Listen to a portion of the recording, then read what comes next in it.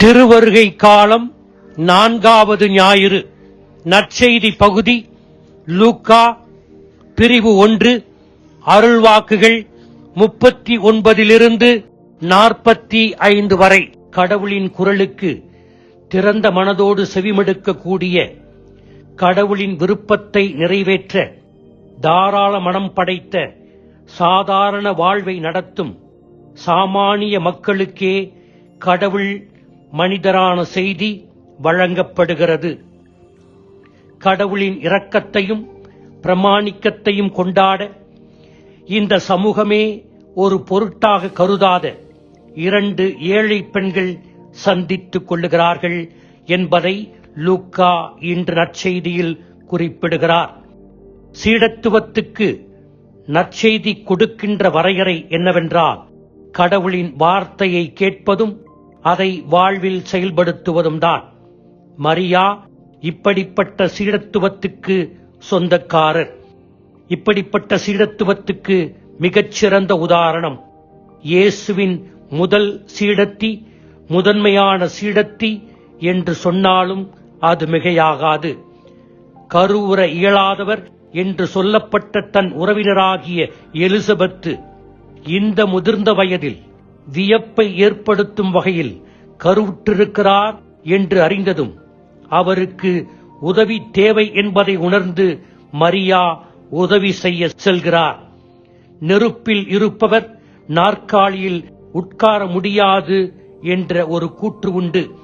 மரியா இயேசுவை சுமந்து தூய ஆவியாரின் நெருப்பால் தூண்டப்பட்டு மலைநாட்டில் வாழ்ந்த எலிசபெத்தை சந்திக்க விரைந்து சென்றார். வசனம் 39.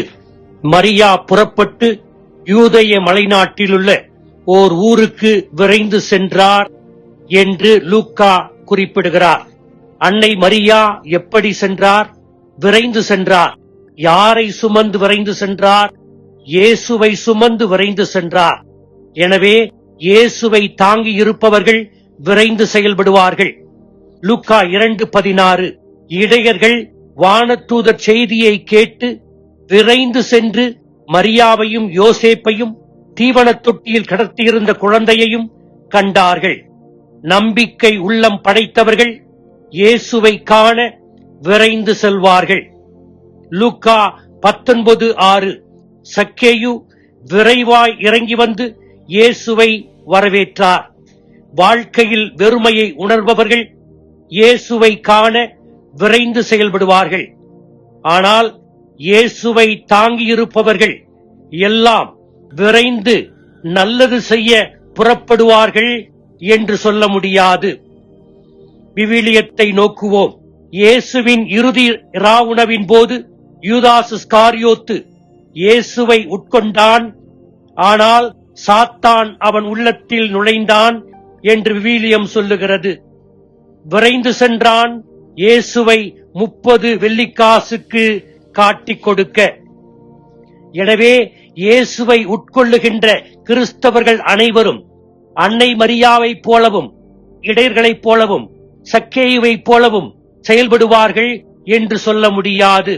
நல்லதை செய்வார்கள் என்று சொல்ல முடியாது. பேருக்கு வந்து இயேசுவை பெற்றுக்கொண்டு தங்கள் வாழ்க்கையை தாங்கள் விருப்பம் போல நடத்தி செல்வார்கள்.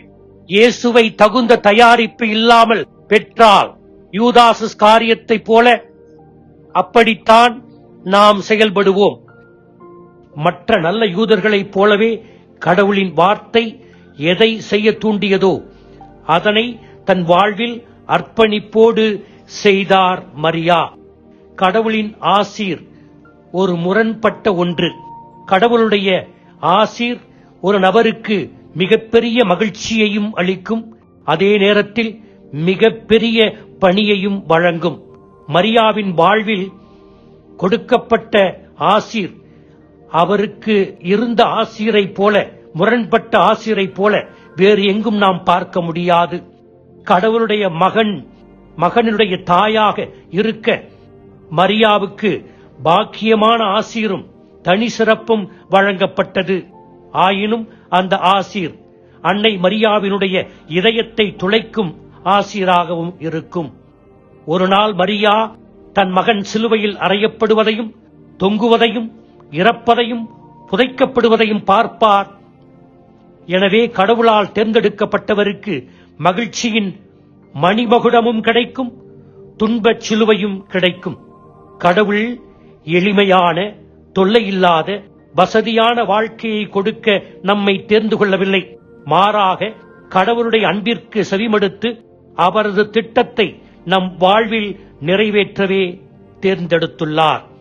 இன்றைய நற்செய்தி நமக்கு வழங்கும் செய்தி என்ன? இம்மானுவேல், கடவுள் நம்மோடு இருக்கிறார் என்று சொல்லும் கடவுளின் பிரசன்னத்தை உணர்ந்து ஆம் என்று அவருக்கு நாம் பதிலளிக்க வேண்டும். அன்னை மரியாவின் இந்த சந்திப்பு தம் மக்களோடு கடவுள் தொடர்ந்து இருக்கிறார் என்பதனை நினைவுபடுத்துகிறது. அன்னை மரியாள் இயேசுவை தன்னுடைய உறவினராகி எலிசபெத்துக்கு தெரிவித்தார். அதே போல நாம் வாழுகின்ற வாழ்க்கையிலும் இயேசுவை அறிவிக்க வேண்டும், இயேசுவை தாங்க வேண்டும், இயேசுவை அங்கீகரிக்க வேண்டும். எங்கே இயேசு அதிகமாக, அவருடைய பிரசன்னம் அதிகமாக இருக்கிறது என்றால் விவிலியம், திருவழிபாட்டு கொண்டாட்டம், திரு அடையாள கொண்டாட்டம், ஜெபிக்கின்ற சமூகம், நமது ஆன்மா, இவற்றில் கிறிஸ்து தங்கி வசிக்கிறார். திருவருகை காலம் கடைசி வாரம். இன்னும் 2 நாட்களே கிறிஸ்து பிறப்பு விழாவிற்கு உள்ளன. நல்ல பாவ சங்கீர்த்தனம் செய்து இயேசுவோடும் அடுத்திருப்பவரோடும் இயற்கையோடும் ஒப்புரவாகுவோம். இயேசுவை நம் உள்ளத்தில்